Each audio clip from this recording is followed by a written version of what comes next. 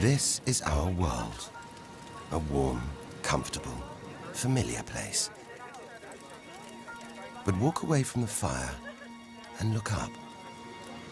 Our thoughts soon leave home. Are we just insignificant specks? Is the universe welcoming or hostile? We could stand here forever, wondering. Or we could turn our back on this beach, leave home,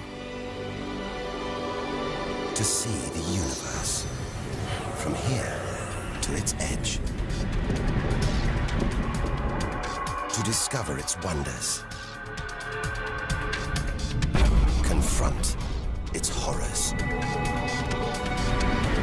Beautiful new worlds, malevolent dark forces.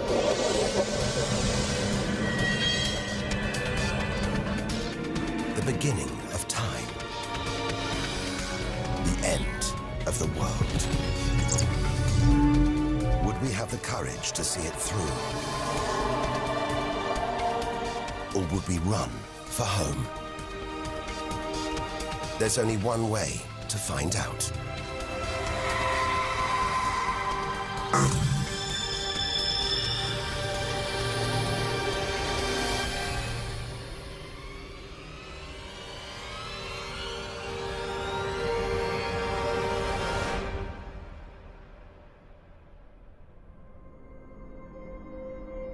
The edge of space, only 100 kilometers up, just an hour's drive from home. Down there, life continues. The traffic keeps moving, stocks go on trading, and Star Trek is still showing. Looks favorable enough at this point that the race should go. The Blue Jays will be without starter Jim Clancy for a couple of weeks. He's having problems with this morning. Order! Will the honourable gentleman resume his seat? Mr. Ashton. But we have to leave all this behind. To dip our toe into the vast dark ocean beyond.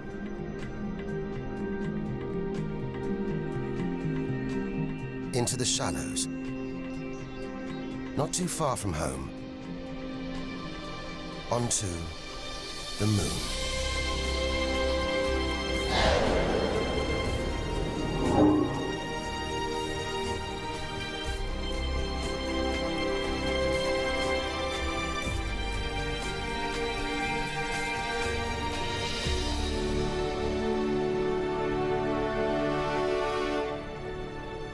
Dozens of astronauts have come this way before us. 12 of them have walked on the moon itself. Just over 400,000 kilometers from home, 3 days in a spacecraft. So close, it's as if we've barely left home. Familiar, safe, within sight of Earth.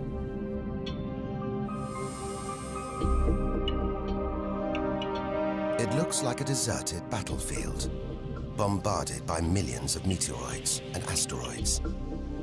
But it's quieter now. It's obvious there have been no major collisions for millions of years.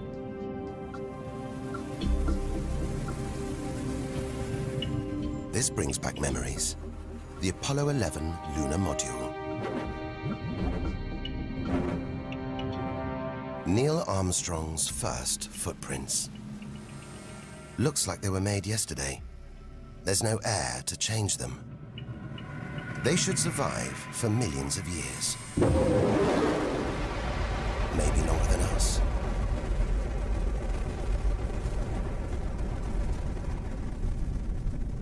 Our time is limited. We need to take our own giant leap. Further than any human has ever traveled.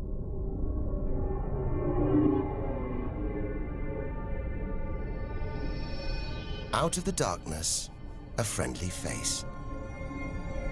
The goddess of love. Venus.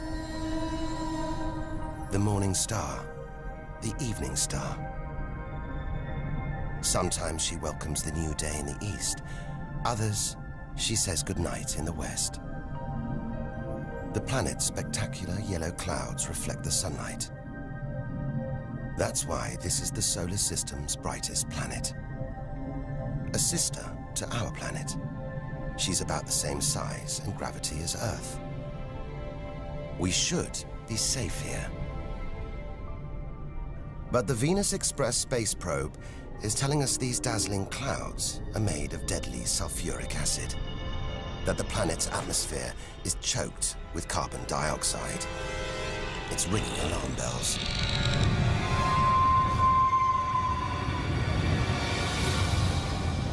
Venus is one angry goddess.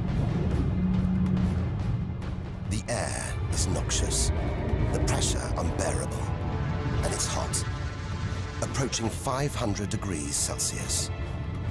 Stay too long, and we'd be corroded, suffocated, crushed, and baked.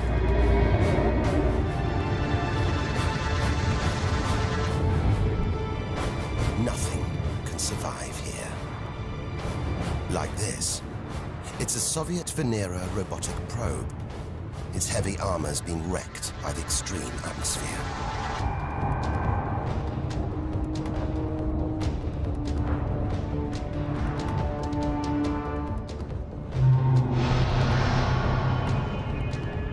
So lovely from Earth, up close, this goddess is hideous.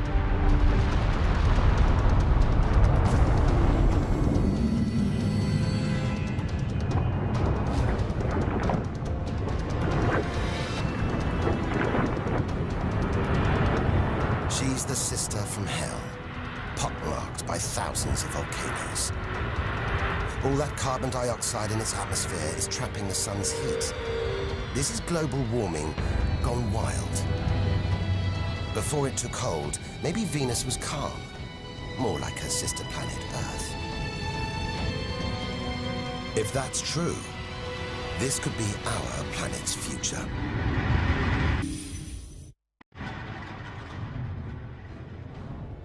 Beginning to think we shouldn't be out here, that we should turn back. But there's something hypnotic about the sun. Like Medusa, too terrible to look at, too powerful to resist, luring us onwards. On, like a moth to a flame. Dwarfed by, scorched by the sun, it's Mercury. Get too close to the sun, this is what happens. Temperatures swing wildly here. At night, it's minus 170 degrees. Come midday, it's 400 plus. Burnt, frozen, and look at those scars. A sign that Mercury had a violent past. The Messenger space probe is telling us something strange. For its size, this little planet has a powerful gravitational pull. It must be heavier than it looks. It's like a huge ball of iron, covered with a thin veneer of rock, the core of what was once a much larger planet. Maybe a stray planet slammed into Mercury, blasting away its outer layers in a deadly game of cosmic pinball. Whole planets on the loose, destroying anything in their path, even entire planets. And we're in the middle of it. Vulnerable, exposed, small. Everything is telling us to turn back. But who could defy this? The sun, in all its mesmerizing splendor. Our light, our lives. Everything we do is controlled by the sun, depends on it. And more than that, it's the Greek god Helios driving his chariot across the sky. The Egyptian god Ra, reborn every day.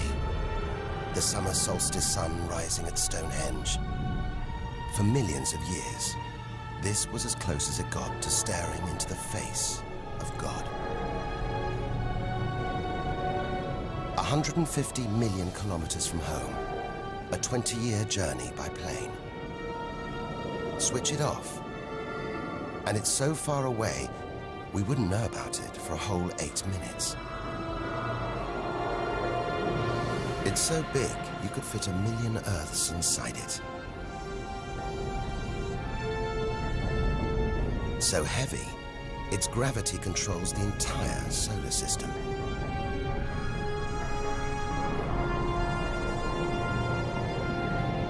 But who needs numbers? We've got the real thing. We see it every day, a familiar face in our sky.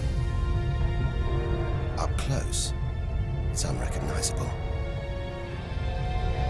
A turbulent sea of incandescent gas.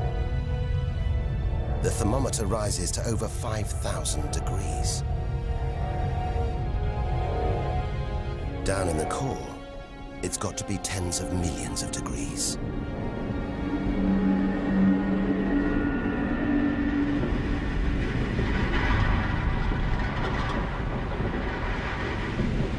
Hot enough to trigger a nuclear reaction, turning millions of tons of matter into energy every second. More than all the energy ever made by mankind. Back home, we see this energy as light, feel it as heat. But up close, there's nothing comforting about the sun. It's so full of electrical and magnetic activity, it's bursting out in these huge incandescent gas loops called prominences. Each one releasing more energy than 10 million volcanoes. You could get the Earth through one of these loops and still have tens of thousands of kilometers to spare.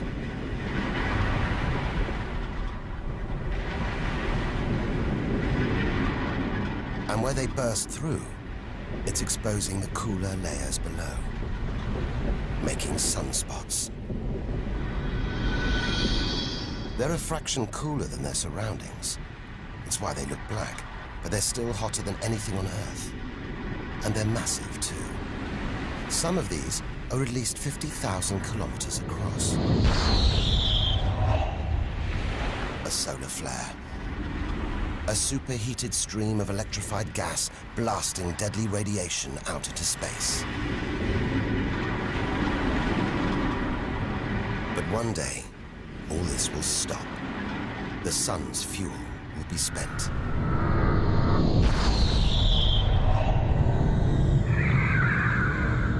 When it dies, that'll be it for the Earth as well.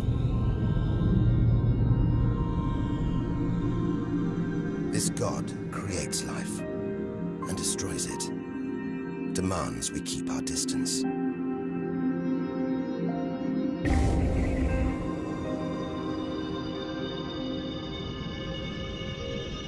This comet has strayed too close. It's being boiled away by the sun's heat, creating a tail that stretches for millions of kilometers.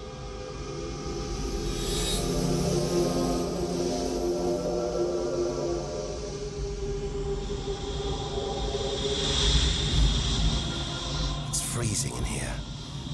There's no doubt where this comet's come from. The icy wastes of deep space. But look at all this steam, the geysers and dust. It's the sun again, melting the comet's frozen heart. A kind of vast, dirty snowball, covered in grimy tar. Tiny grains of what looks like organic material, preserved on ice since, well, who knows when. Maybe even the beginning of the solar system. Say a comet like this crashed into the young Earth billions of years ago. Maybe it delivered organic material and water, the raw ingredients of life. It may have even sown the seeds of life on Earth that evolved into you and me.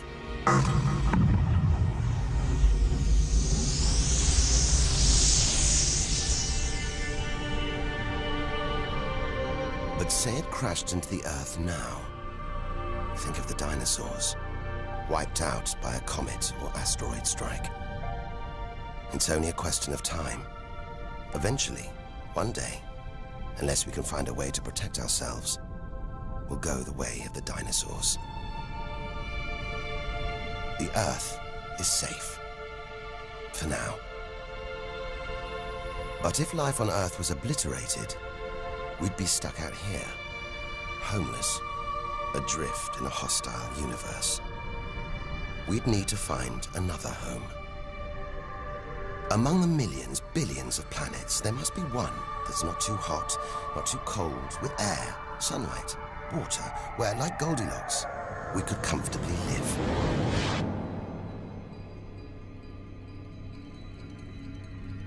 The red planet. Unmistakably, Mars. For centuries, we've looked to Mars for company, for signs of life.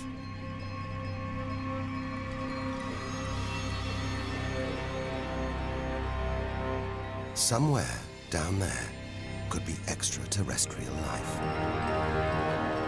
But are we ready to find it?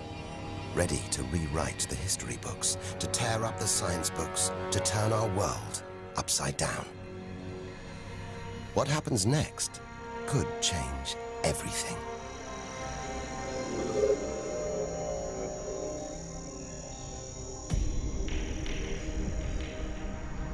More than any other planet, Mars captures our imagination. Think of sci-fi films, comics. What follows? Martians. It's all just fiction, right?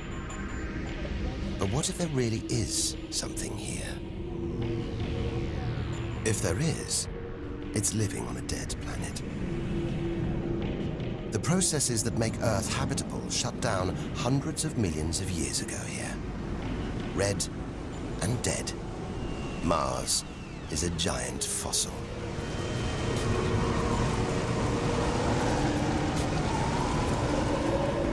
Something's alive.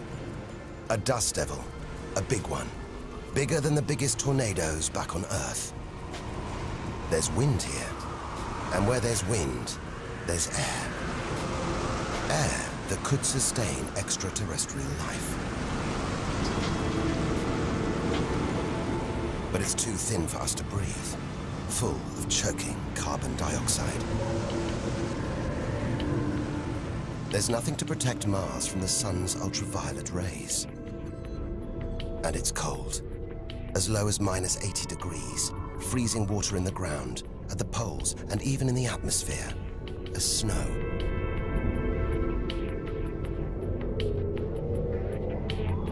It's hard to believe anything could live here. But on Earth, there are creatures that survive in extreme cold, heat, and even in the deepest ocean trenches. It's as though life is a virus. It adapts, spreads. Maybe we're carrying the virus of life across the universe right now. Even in the most extreme conditions, life usually finds a way. But on a dead planet, with no geological activity to replenish the minerals and nutrients in its soil, no heat to melt its frozen water, and all this dust, it's hard to see where we're going.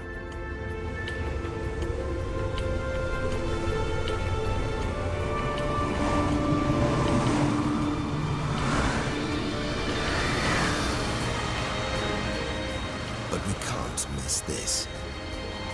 Olympus Mons, a vast, ancient volcano, 3 times higher than Everest. So wide, it would stretch almost all the way across Spain. Since its discovery in the 1970s, it's been declared extinct.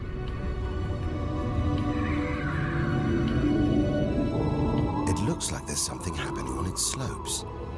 It's as though lava has been flowing. But any lava flows should be long dead, obliterated by meteorite impacts. Unless this monster isn't dead after all. If it's not, there could be molten magma beneath the crust right now. This changes everything. Volcanic activity could be melting frozen water in the soil. recycling minerals and nutrients, creating conditions for life to exist.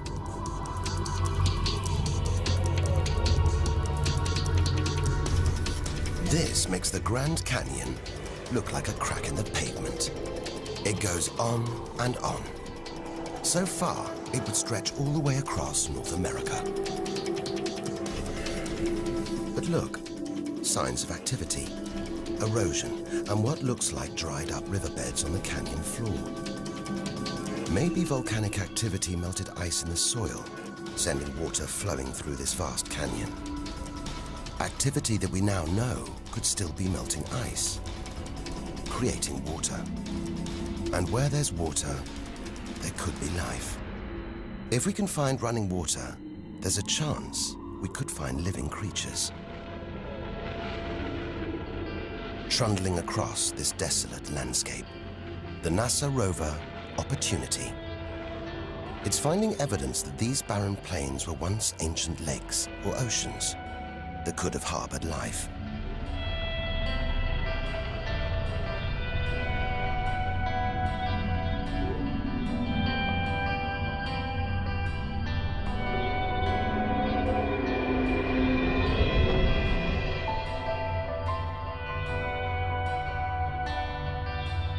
Look at these gullies. When probes orbiting Mars pass over them, they keep spotting new ones. More proof that Mars is alive and kicking. That there may be water flowing beneath the surface, creating these gullies. Water which could be sustaining Martian life.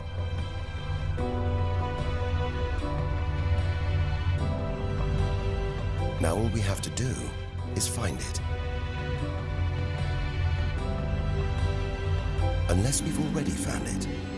Not on Mars, but on Earth. There's one theory that has life starting here before moving to Earth.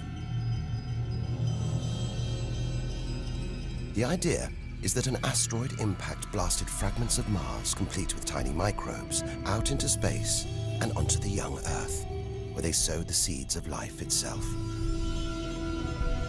No wonder we find Mars fascinating.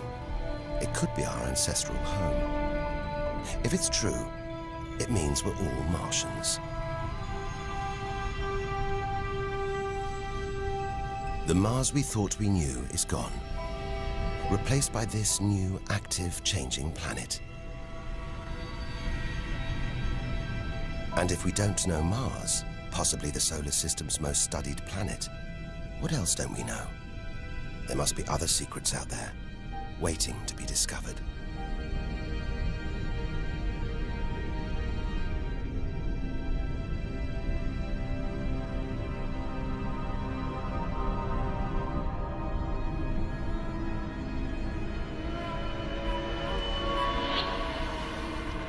This is getting scary. It's like being inside a giant computer game.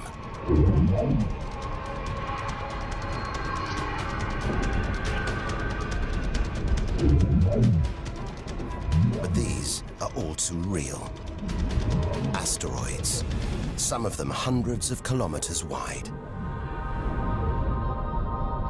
This one must be about 30 kilometers long.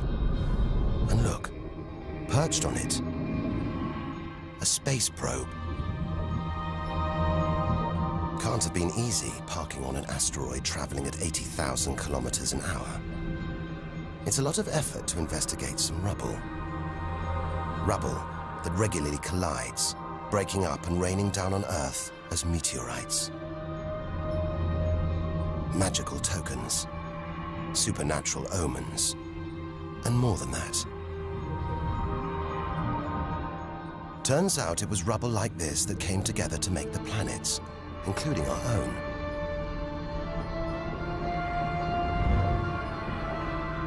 So by dating the meteorites we find on Earth, we know the planets were born 4.5 billion years ago. These are the birth certificates of our solar system, of our planet. But for some reason, these rocks didn't form into a planet. Something must have stopped them. Something powerful.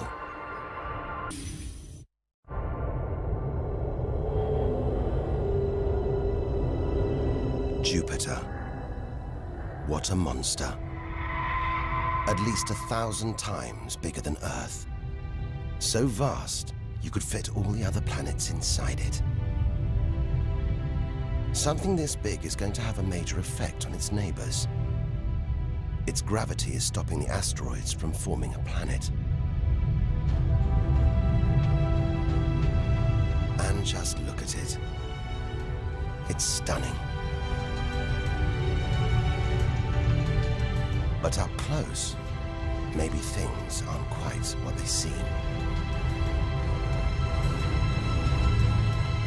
This huge planet is almost all gas.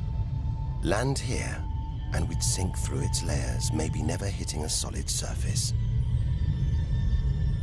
And Jupiter's good looks, the product of extreme violence. It's spinning at a huge rate, whipping up winds to hundreds of kilometers an hour, contorting the clouds into stripes, eddies, whirlpools. And this, the legendary Great Red Spot. The biggest, most violent storm in the solar system. At least 3 times the size of Earth. It's been raging for over 300 years. All those churning clouds have sparked an electrical storm. Just one bolt is 10,000 times more intense than any at home.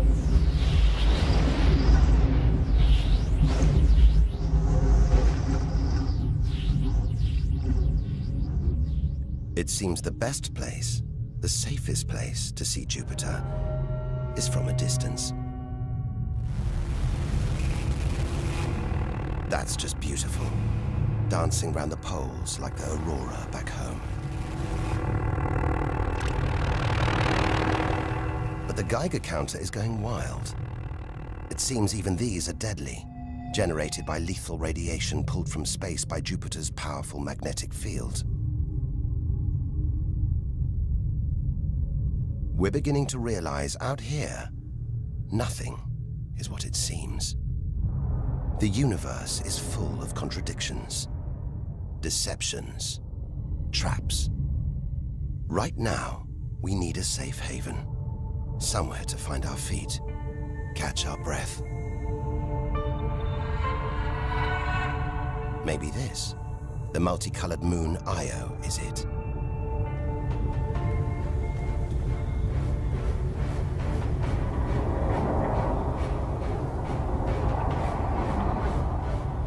Those pretty colors, a molten rock, sulfur, volcanoes, spewing burning hot ash and sulfur hundreds of kilometers into the air. This is no safe haven. This is the most volatile place we've seen since the sun. Our magical journey to the edge of the universe is turning into a desperate flight. We've got to keep believing, hoping that amidst the dangers, there are wonders waiting to be discovered.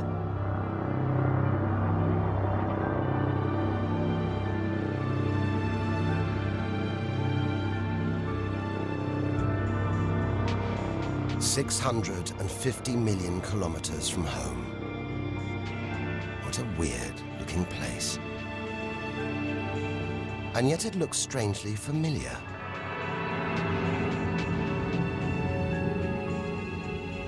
A bit like the Arctic with all that ice, all those ridges and cracks.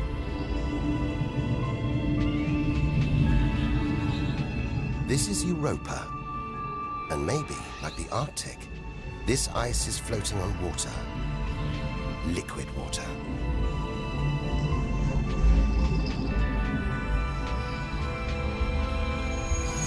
It's an intriguing thought.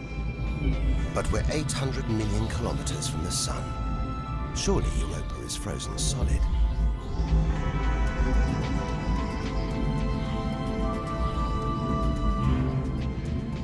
Unless Jupiter's gravity is creating friction deep inside, stopping Europa from freezing solid, allowing life to develop in the waters beneath its frozen crust. We might be meters away from aliens, from a whole ecosystem of microbes, crustaceans, maybe even squid. The only thing between us and the possibility of alien life, this layer of ice. But until we send a spacecraft to drill through the ice, Europa will remain one of the solar system's greatest mysteries.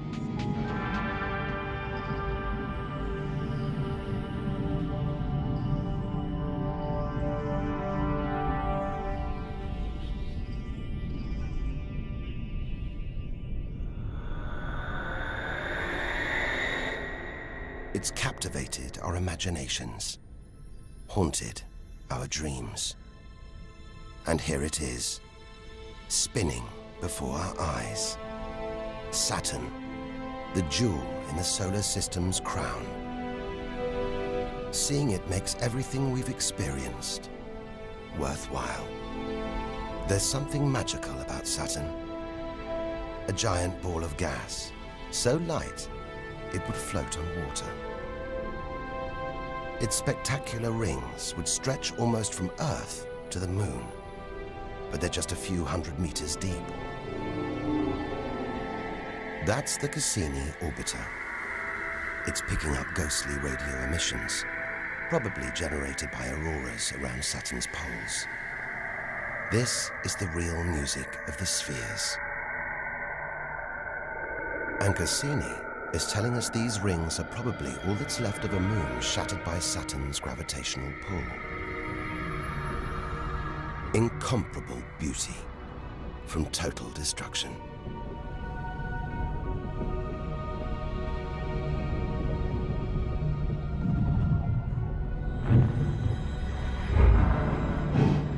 Billions of shards of ice, some as small as ice cubes, others the size of houses.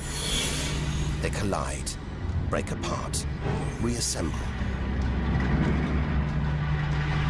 It's like a snapshot of our early solar system, as dust and gas orbited the newly born sun, and gravity worked its magic,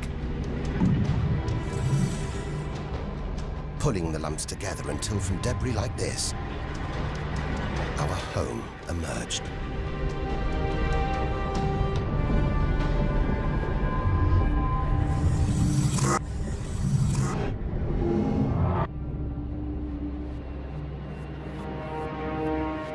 We could stay here forever, gazing at Saturn's seductive allure. But we have to drag ourselves away. We've got so much further to go, so much more to learn. Which isn't easy when the largest object in sight is this moon, wrapped in thick clouds. Titan.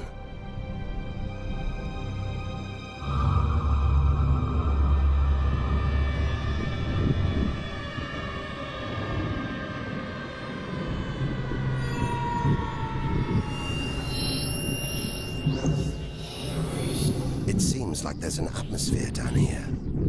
There's wind, rain, even seasons. And look at these rivers, lakes and oceans. It's the most similar place to Earth we've seen so far. Maybe it was worth tearing ourselves away from Saturn after all. Except that's not water. That's liquid natural gas. There must be hundreds of times more natural gas here than all the Earth's oil and gas reserves. If we could get it home, it could power our cities, fuel our cars for thousands of years. Or maybe, one day, we could use it here to fuel a colony. Assuming there isn't life on Titan already. The Huygens space probe, dropped onto Titan's surface from Cassini, is here to find out. It's telling us there are organic materials in the soil, but it's so cold, minus 180 degrees. There's no way these could come together to form life. Unless Titan warms up. The sun is predicted to get hotter. When it does, maybe life will spring up here, just like it did on Earth billions of years ago. As the Earth gets too hot for us, maybe we'll move to Titan. One day we might call this distant place home.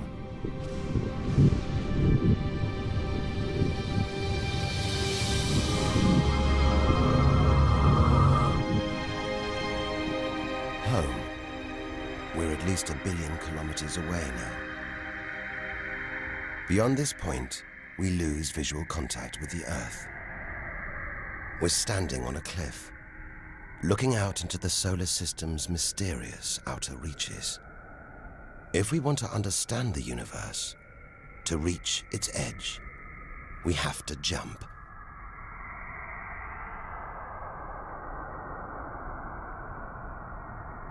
Unseen from Earth, unknown for most of history, we're in the solar system's outer reaches.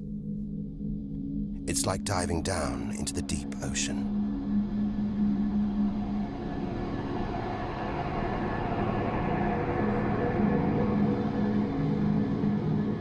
Those rings. It looks like Uranus has been tilted off its axis, toppled over by a stray planet.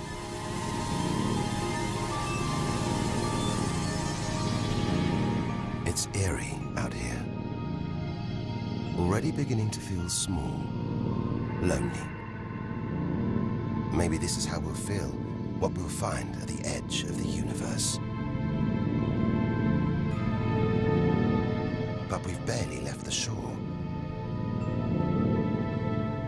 Shrink the Earth down to the size of a pea. We've traveled less than 2 kilometers. But to reach the edge of the solar system, we've got to travel another 20,000 kilometers. Out of the deep, another strange beast. The god of the sea, Neptune. This giant is swathed in methane gas. And look, a storm the size of Earth, whipped up by savage 1,500-kilometer-an-hour winds. Back home, it's the sun that drives the wind, but Neptune's too far away. Something else must be creating these ferocious winds, but nobody knows what. Our solar system is huge. It's alarming how little we really know about it.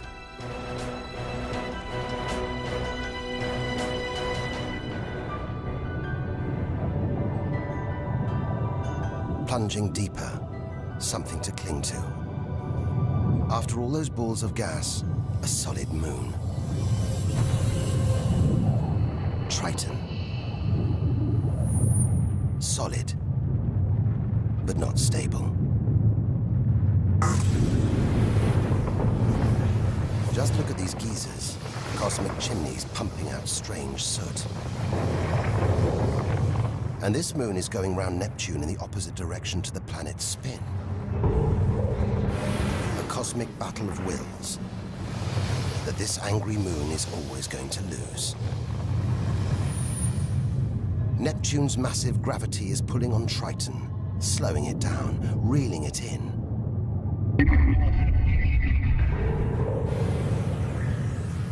One day, it'll be ripped apart by Neptune.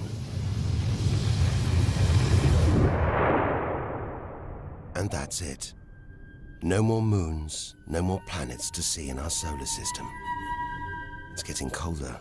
We're getting further from the sun, slipping from the grip of its gravitational tentacles. But look at all this. It's not a void. It's teeming with frozen rocks, icy spheres, like Pluto. Until recently, it seemed Pluto was alone. Beyond it, nothing. We were wrong. More frozen worlds. Discoveries so new, nobody can agree what to call them. Plutinos, ice dwarfs, cubanos. Whatever the name, the implications are the same. Our solar system isn't the neat model we thought it was. Over 13 billion kilometers from home, the most distant thing ever seen to orbit the Sun, another small, icy world called Sedna, discovered in 2003. Its orbit takes 10,000 years and sends it 130 billion kilometers from the Sun. Hang on, there's something else out here. 16 billion kilometers from home, the space probe Voyager 1. If it wasn't for this bundle of aluminium and antennae, we'd have no images of the giant planets, no clue about their strange moons. It's traveling 20 times faster than a bullet, sending messages home.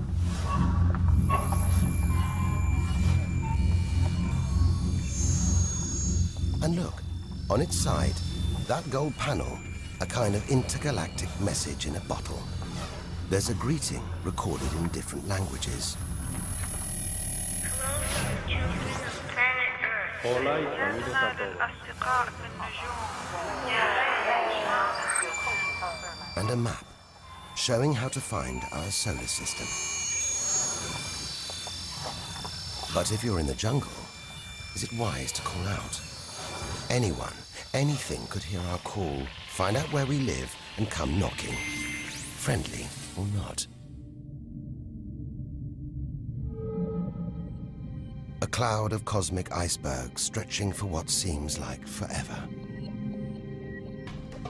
They look like the comet we saw earlier.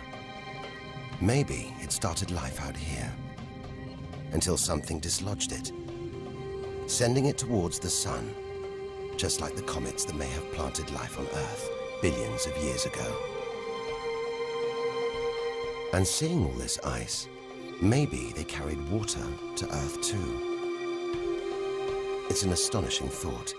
The water in the oceans, in your coffee, even in your body, all from this distant celestial ice machine.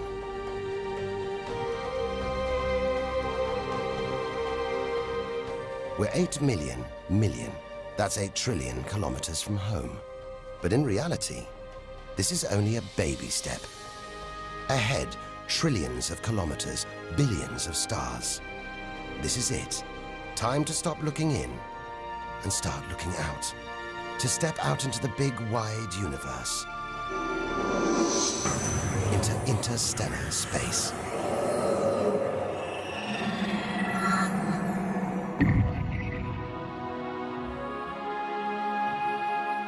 Interstellar space.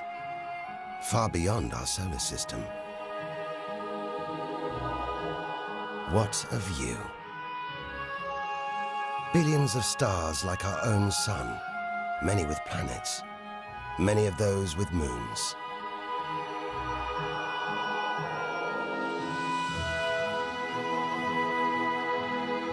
It's hard to know which way to go.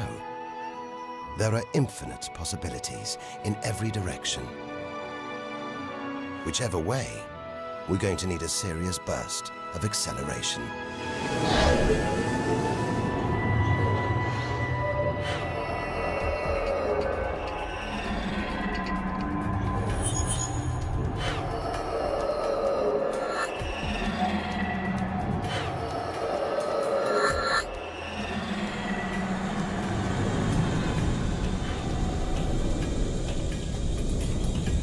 $40 trillion kilometers from home.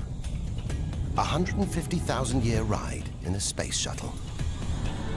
And we've only just reached the first solar system after our own. Alpha Centauri. Not one, but 3 stars. They're spinning around each other, locked in a celestial standoff. Each star's gravity attracting the other, their insane orbital speed keeping them apart.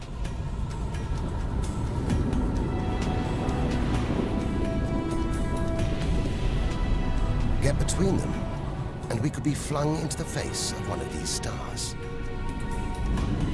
Vaporized, trillions of kilometers from home. So far, the kilometers are becoming meaningless. We're going to have to talk in light years. A beam of light takes 1 year to travel 10 trillion kilometers. So 40 trillion kilometers is 4 light years from home. It's crazy. Distances so vast, they're almost beyond comprehension.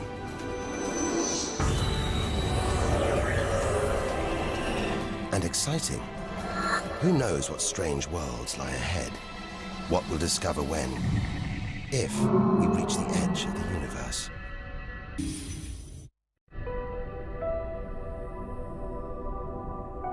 "10 light years from Earth, the star Epsilon Eridani. What spectacular rings of dust and ice, and somewhere in there, planets forming out of the debris, being born before our eyes.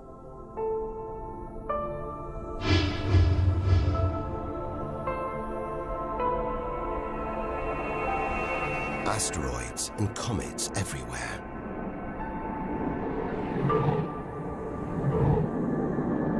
We could almost be looking at our own solar system billions of years ago, with comets delivering organic molecules, water to these young planets, kick-starting life just as they may have done on Earth.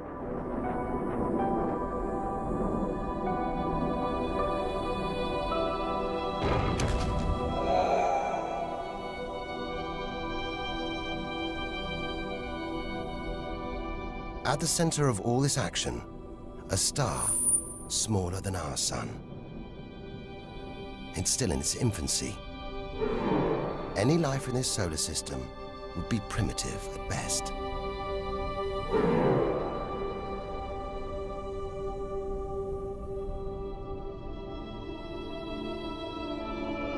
There must be more mature, developed solar systems out here.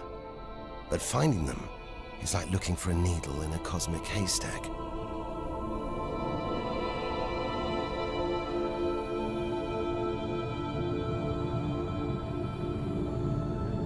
"20 light years from Earth.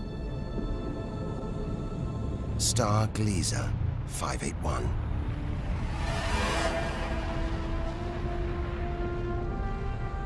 It's about the same age as our sun.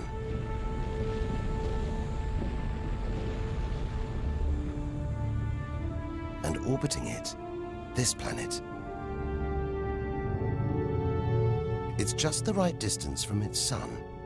Any closer and water would boil away. Any further and it would freeze. Ideal conditions for life to have evolved.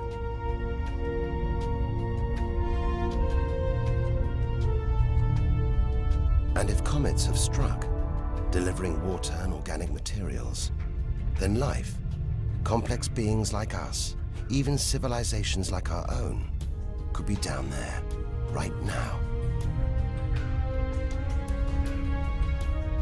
And if there are, even at this distance, they could be tuning into our TV signals, watching shows from 20 years ago. And here's your host, Joe Duckman.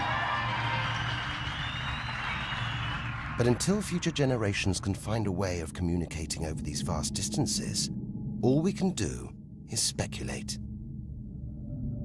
Us and them, living parallel lives, unaware of each other's existence. Unless life has been and gone.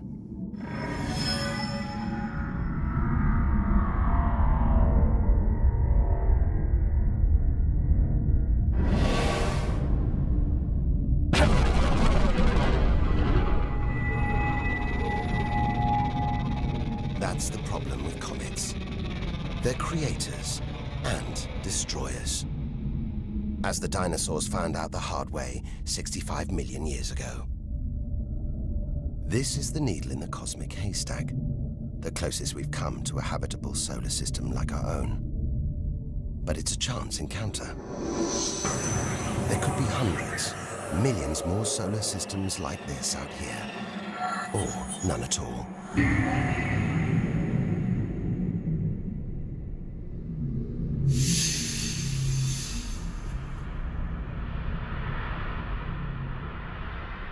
This is vast. And look, it's the planet Bellerophon.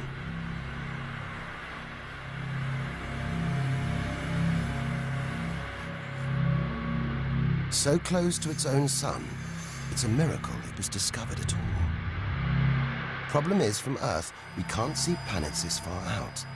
They're obscured by the brilliance of their neighboring stars. But the planets have a minute gravitational pull on those stars.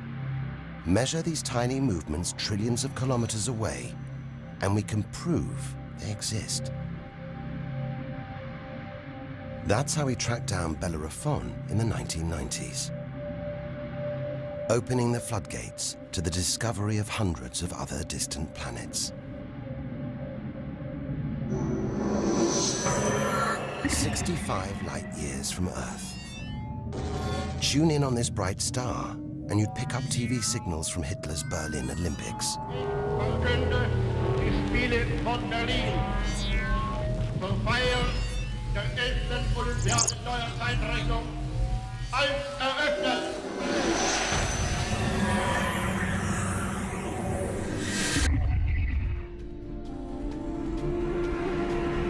Twin stars. It's Algol, the demon star, feared since ancient times on account of its sinister behavior. From Earth, it appears to blink as one star passes in front of the other. Up close, it's even stranger. One star has expanded into the gravitational pull of the other. It's being sucked towards it. Almost 100 light years from home. Listen. One of the first ever radio broadcasts. Just a faint whisper. We'd appreciate it if anyone hearing this broadcast would communicate with us. We are very anxious to know how far the broadcast is reaching. And then silence. From here on out, it's as if Earth never existed. Any aliens living beyond here will have no idea we're there. It feels like a lifetime ago we stood on that beach, looking up at the sky, wondering where and how we fitted in. It's time to appreciate the wonders we're seeing, not just for what they tell us about our own world. It's what they can tell us about the whole universe, its past and its future.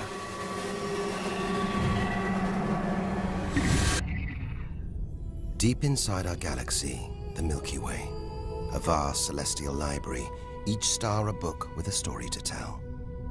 It's all here, waiting for us to lift the cover.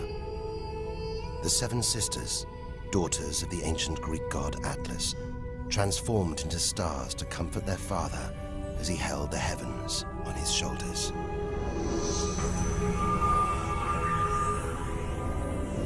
And this giant, Betelgeuse, the brightest, biggest star we've seen so far. It's got to be at least 600 times wider than our own sun.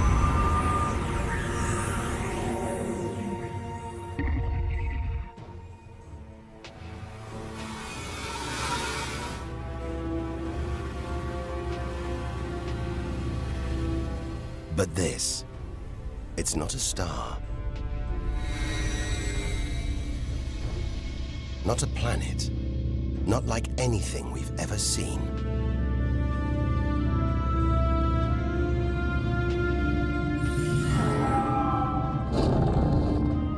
A ghostly spectre, more than 1,300 light years from Earth. Orion's dark cloud.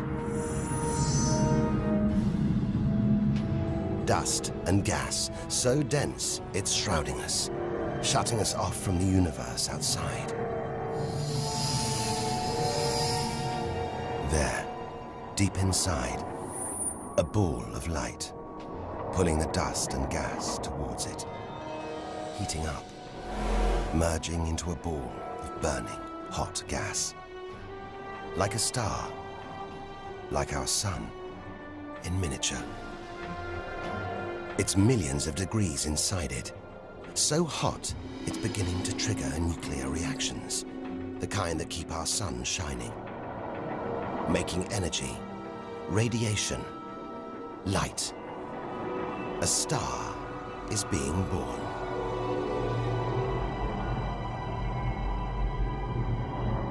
Or rather, stars.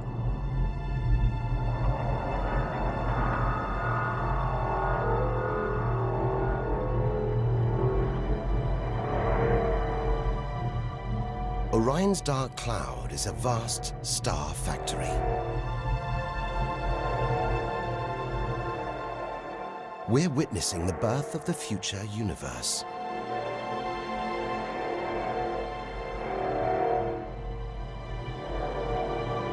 We've come to expect hostile horrors, but we're discovering one of the universe's greatest creative wonders: star birth.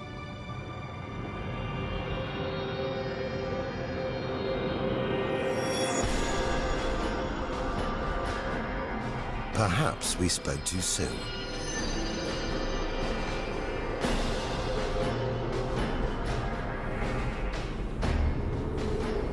Jets of gas, exploding outwards at 200,000 kilometers an hour, blasting dust and gas out for millions of kilometers.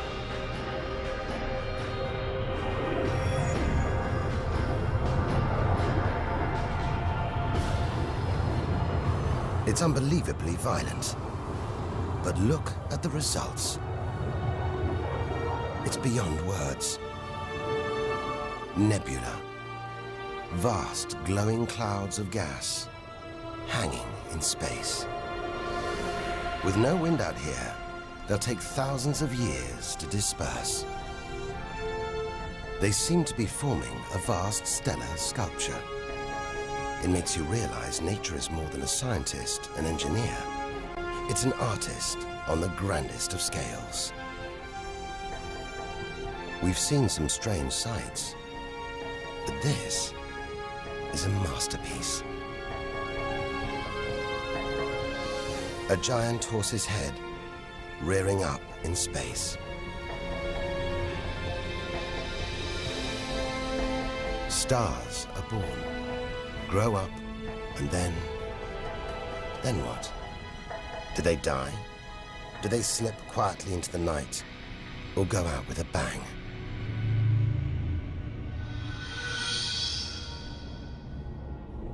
Somewhere between here and the edge of the universe lies the answer.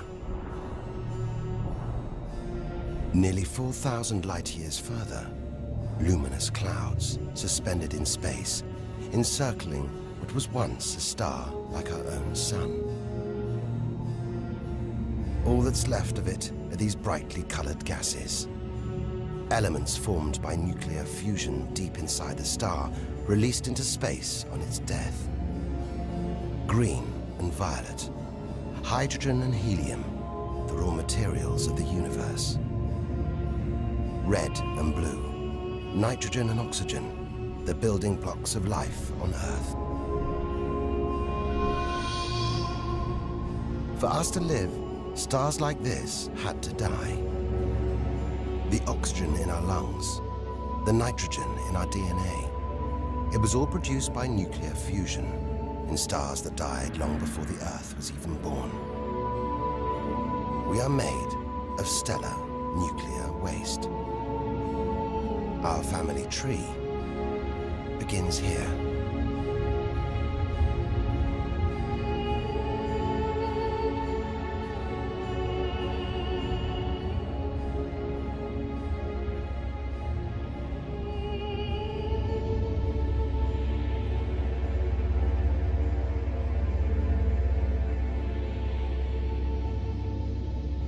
At its heart, the ghost of a star. It's a white dwarf.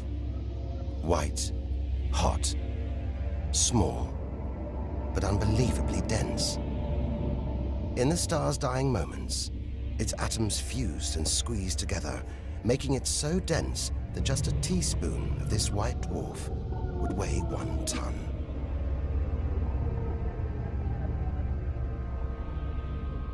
It's a chilling premonition of our sun's fate.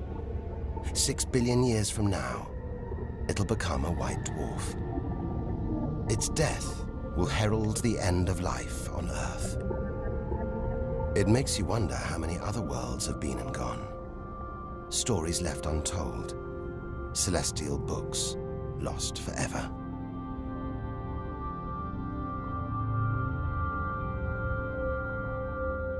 But the greatest story of them all is still to be told.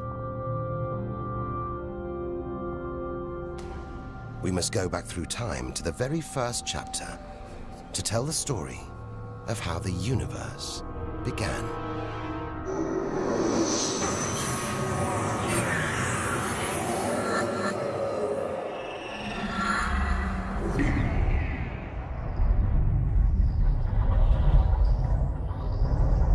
The scattered remains of a dead star. A nebula, the Crab Nebula. We're 6,000 light years from home, deep inside a stellar graveyard. We've learned so much, seen things we'd never have believed possible. Now, sights like this, wonders once beyond imagination, we take in our stride.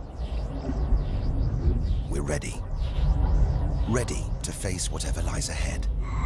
Determined to reach the edge of the universe. It looks dead, but maybe this is just the calm after the storm. After a massive explosion. Powerful enough to turn a huge star into a cloud of dust and gas. A supernova.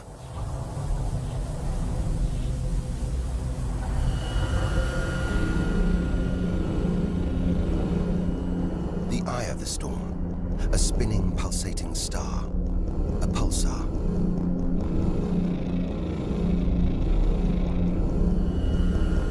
Gravity must have squeezed the giant star's core down to this. It's just 20 kilometers across, unimaginably dense. One pinhead of this would weigh hundreds, maybe millions of tons. As it shrank, like a figure skater spinning on the spot, arms outstretched, then pulling them in, it began to spin faster. Two beams of light, energy, radiation, spinning 30 times a second, powering the huge cloud of dust and gas. There's so much radiation here, more even than on the sun.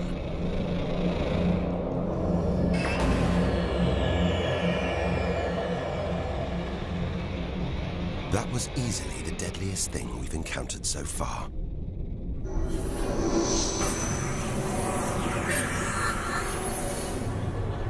Once, it would have terrified us. But now we realize that without the dangers, there'd be no wonders. Without the nightmares, there'd be no dreams.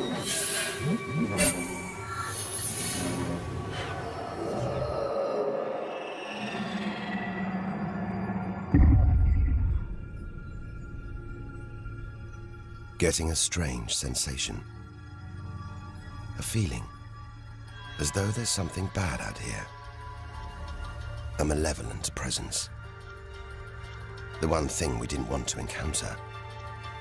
Impossibly black, blotting out the stars behind it.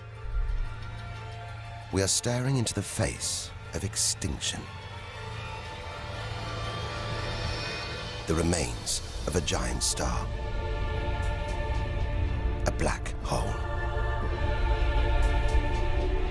Instead of contracting to a white dwarf or a pulsar, it just kept on going. Shrinking until it got so small it's just a few kilometers across. Far denser than a pulsar and impossible to resist.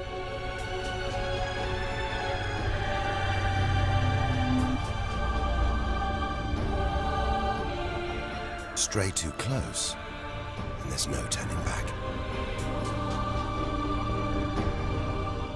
Now we know why it's a black hole. Its gravity is so intense, not even light can escape.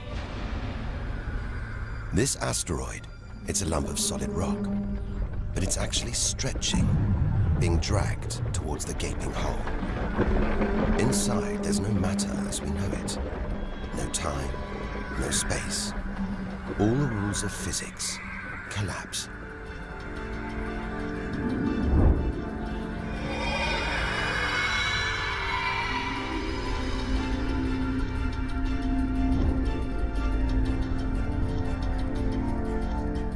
The asteroid is gone. Truth is, nobody really knows where. We're looking at the limit of human understanding. There could be millions of black holes creeping around our galaxy. More perhaps than all the stars in the sky. But we wouldn't see them until it was too late.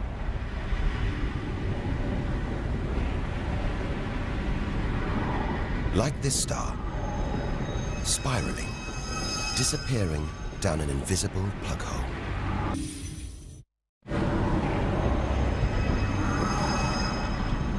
Who's to say we don't live inside a vast black hole?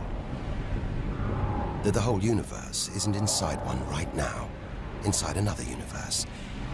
Think about it for too long, and your mind reels. Sometimes it feels like the more we see, the less we know. But we do know our galaxy is more complex and more dangerous than we ever imagined.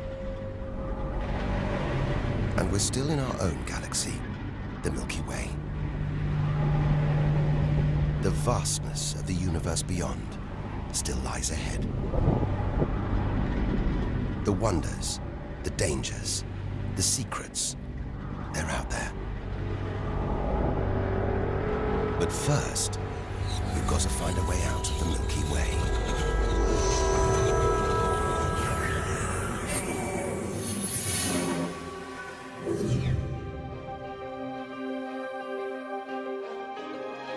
"7,000 light years from home, still deep inside our own galaxy. It's as though we're in a forest thick with trees, each so beautiful, so fascinating. It's impossible to look beyond, to see the bigger picture. We have to find a way through, reach the clearing at the galaxy's edge. Only then can we begin to understand where it and we all began. But faced with sights like this, it's hard to leave. A colossal glowing cloud topped by these great towers of dust. The pillars of creation. Like a gateway into the far galaxy. Both pillars studded with tiny protrusions. Embryonic star systems. Each one the size of our solar system. Another monument to nature's astonishing creativity. We have to ignore its captivating beauty, its siren song, tear ourselves away in order to carry onwards towards the edge of the galaxy.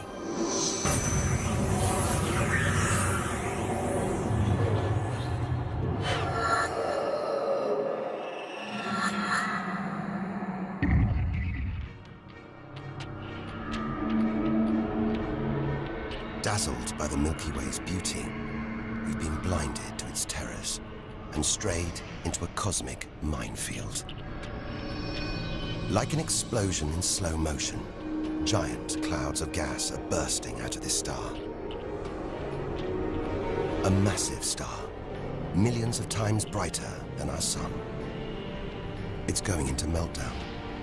The fuel that sustains it is running out. The nuclear reactions that power it winding down. We're watching its death throes. Eventually, the core will implode. The result, a new black hole.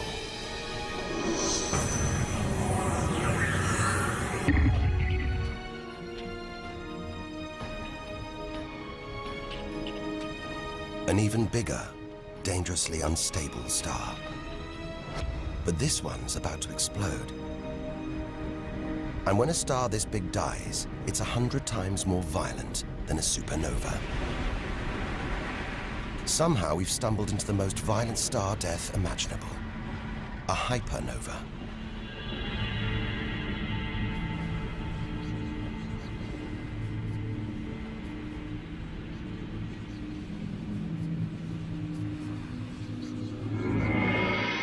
The core's collapsed. It's becoming a black hole.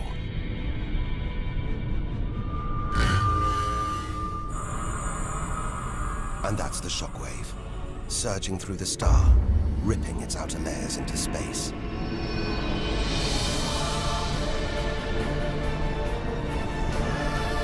There's lethal radiation everywhere, enough to have a catastrophic effect on any planet unlucky enough to be nearby.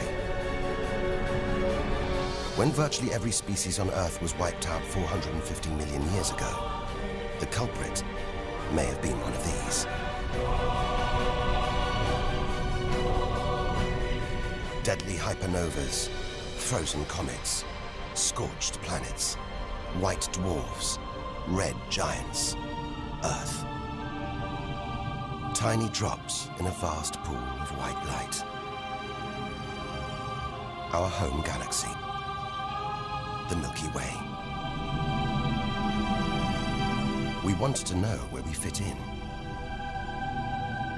Here's our answer.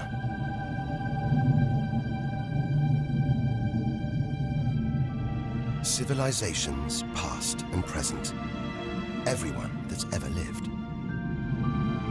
The smallest bug, the highest mountain.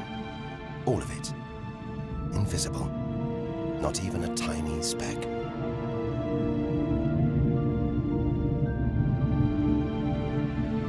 Our home is a minor planet of an insignificant star. If it disappeared right now, who or what would even notice? And yet, so far we found nowhere else we would rather live. Nowhere we could live. It's only now, far from home, that we're beginning to truly appreciate it.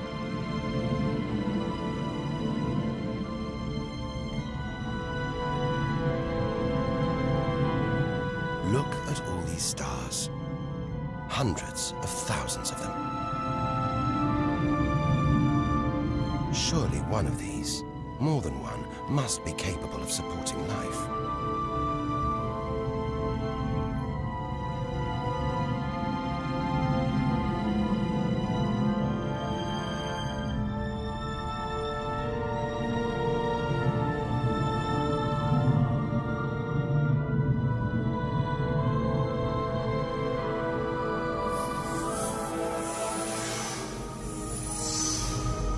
Maybe here, in this swarm of stars, the Great Cluster.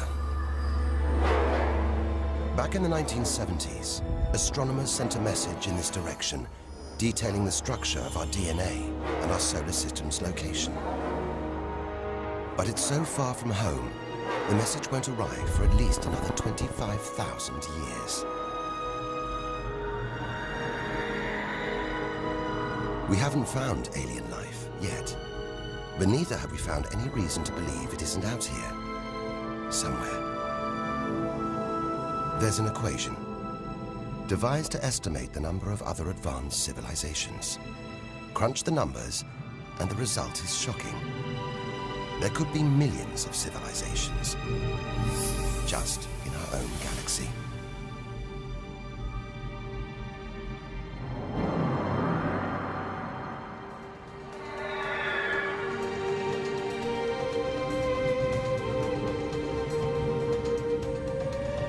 Everything we have seen so far is inside the Milky Way. Now here's our chance to see other galaxies, to glimpse the even bigger picture, and perhaps to answer the ultimate question: where does all this come from? We are now ready to leave our solar system, our galaxy, and enter intergalactic space.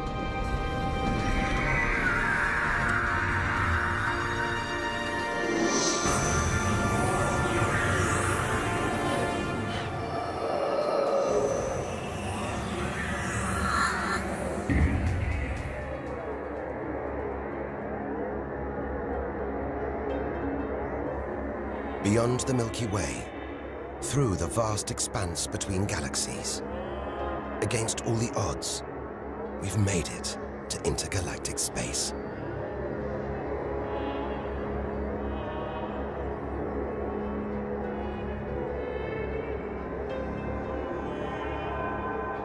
Out here, there's no horizon in sight.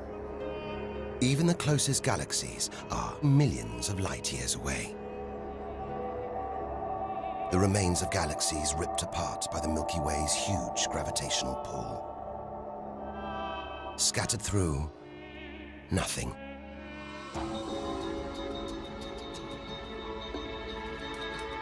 This is as close as the universe gets to a perfect vacuum. But even this isn't totally empty. There are thin wisps of gas, fine traces of dust, and something else. Dark matter. So mysterious we can't see it, feel it, taste it, touch it, or even measure it. Yet so common, it could make up over 90% of all the matter in the universe. If dark matter does exist, it means there's no such thing as empty space. Even out here, we're surrounded by matter.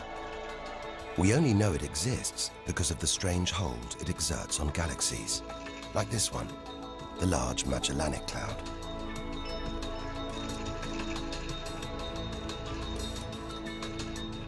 More than 6 billion years into today's fastest spacecraft, 160,000 light years from the Milky Way, at the edge of its gravitational reach. This galaxy should spin off into space, but something is holding it here. Something invisible, powerful, dark matter. Stars, clusters of stars, nebulae. It's a vast astronomical treasure house.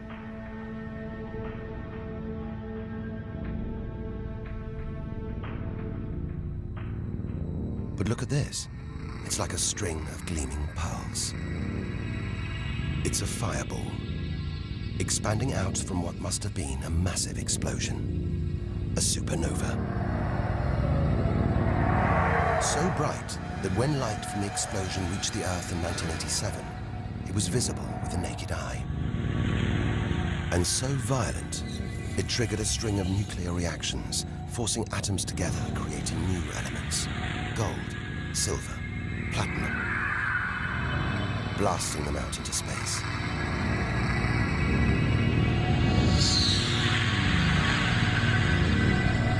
The gold in the ring on your finger was forged in a massive supernova like this, trillions of kilometers away, billions of years ago. Before we left home, the universe seems separate. Something out there, up in the sky. We were wrong. The story of the universe is the story of every one of us.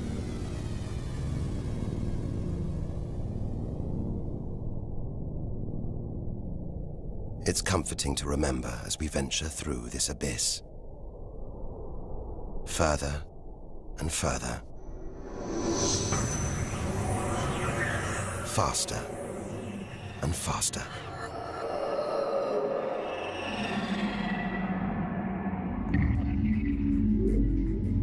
The Andromeda Galaxy, 2.5 million light years away. It's moving through space at nearly 1 million kilometers an hour. Everything in space is moving apart like shrapnel from an explosion. We're seeing this galaxy as it was when our ape-like ancestors first walked across the African plains.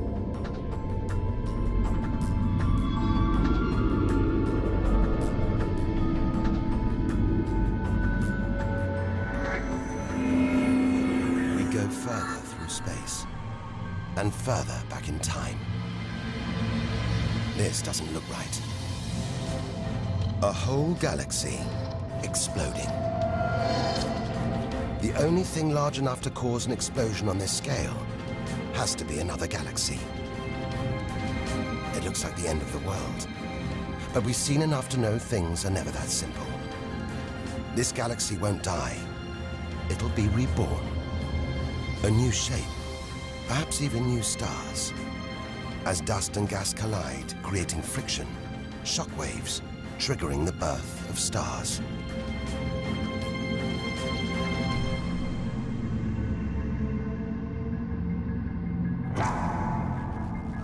There's order in this chaos, a pattern behind the infinite variety. an endless cycle of birth and death, creation and destruction. It's a pattern woven through the vast fabric of space that binds each of these galaxies. There are billions of galaxies in the universe, each with billions, even trillions of stars. Possibly more stars than there are grains of sand on all the beaches on Earth. And all of these are just the stars that exist now. What about the stars that have been and gone?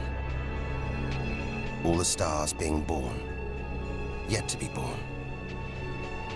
We're finally beginning to see the big picture, and it's grander than we ever imagined. This galaxy, the huge pinwheel galaxy, is so far from Earth that if we send a message home now, it'll take 27 million years to get there. Who knows whether our species, our planet, will still be around to receive it? Most likely not.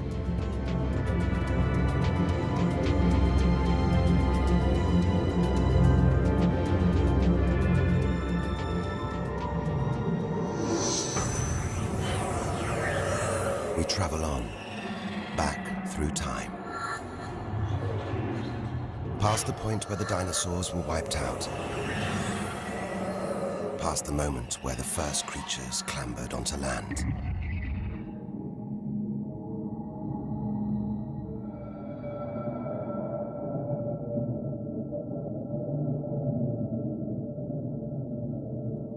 "2 billion light years from home, closing in on the edge of the universe, going back to the beginning of time." This isn't a galaxy. It's brighter than hundreds of galaxies put together. A blinding beam of energy bursting out for trillions of kilometers. Something this big, this bright, must be incredibly powerful. Experience tells us out here, power equals danger. It looks like a quasar, the deadliest thing in the universe. If it is, then our journey could be over, just as the end is almost in sight.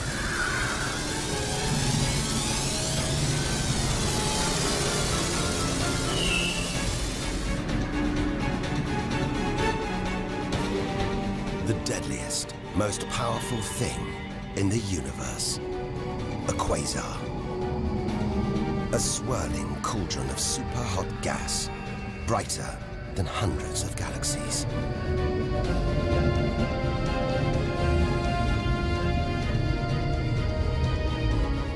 The source of this awesome power lies deep inside the heart of the beast. A heart of darkness. A supermassive black hole, as heavy as 1 billion suns.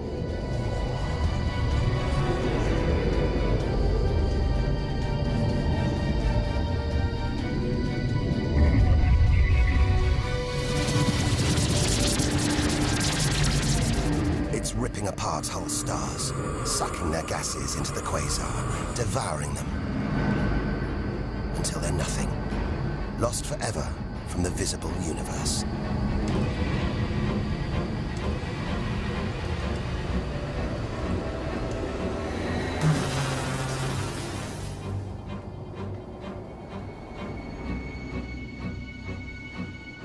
We've seen the worst the universe can throw at us, the most powerful and destructive forces the universe produces.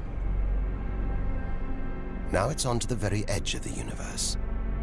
It's almost within reach.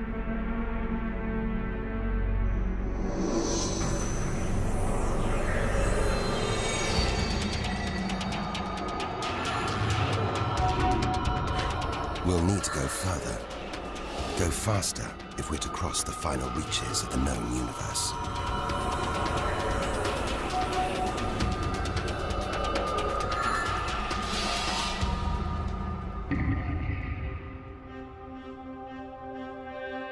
"8 billion light years from home. More galaxies. But these look different. Ragged, small, close together. We're so far back in time, we're seeing these galaxies as they were before the Earth was even born. They're still young, still growing. We're getting closer to where and how it all began. 12 billion years ago.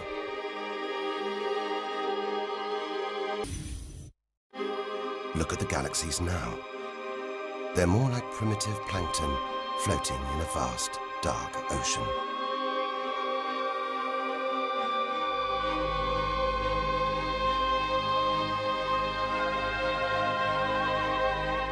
It's magical. Clouds of dust and gas, dancing, forming a shape, merging to make embryonic galaxies. This is how our own galaxy was born.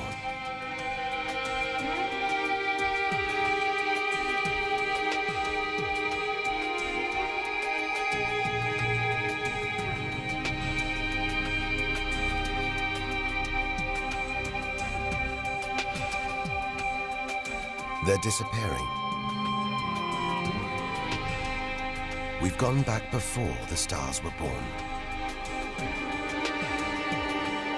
Into a cosmic dark age. And before that, light. The afterglow from a massive explosion. The explosion which created the known universe.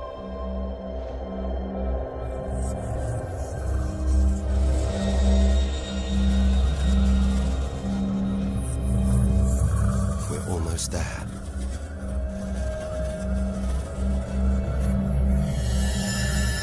This is it. We've made it. The edge of the universe. 130 billion trillion kilometers from home. 13.5 billion years ago.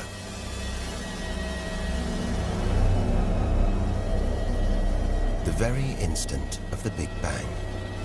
The most violent, most creative moment in history.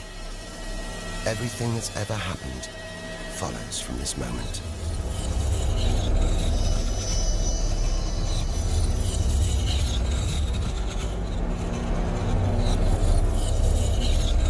Every religion, every culture has pondered it. But we still don't know what sparked this act of creation, or why. This is where our journey ends, and the universe begins.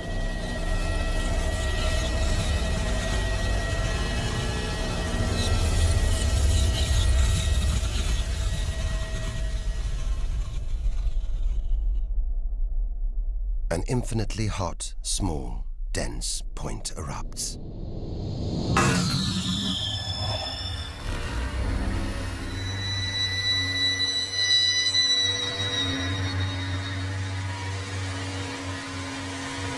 Creating space, time, matter, our universe itself. First, it's the size of a subatomic particle. The tiniest fraction of a second later, it's big enough to hold in the palm of your hand.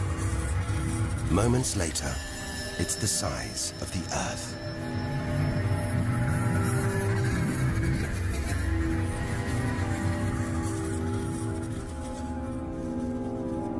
Today, the light from the Big Bang is still spreading out as a hiss of radio static. Your TV aerial picks it up. You can see it as static on an untuned TV.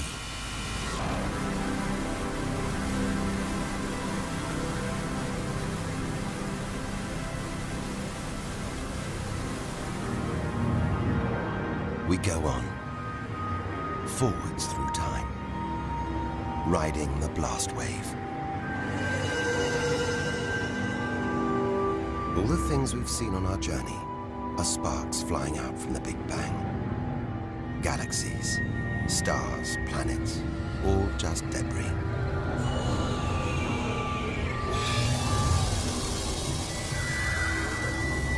back through our galaxy.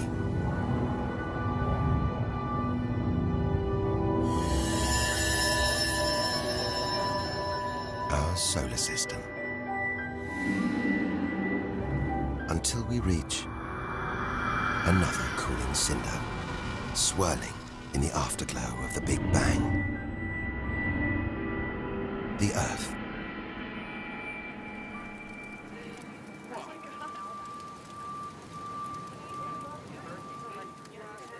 We had to go back to the past to see our future.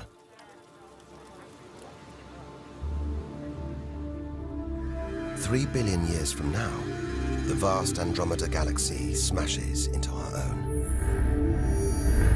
A new galaxy is born. The sun and planets survive, but they've been thrown into a huge looping orbit around the new galaxy. The sun is becoming a red giant, swallowing up Mercury and Venus, scorching our planet's surface, destroying all life on Earth.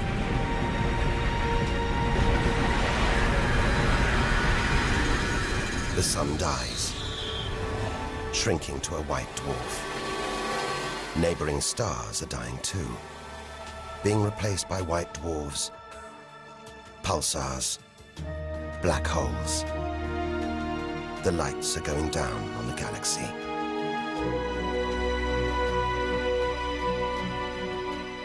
Since the Big Bang, the universe has been fading, dying, not with a bang, but with a long, drawn-out whimper.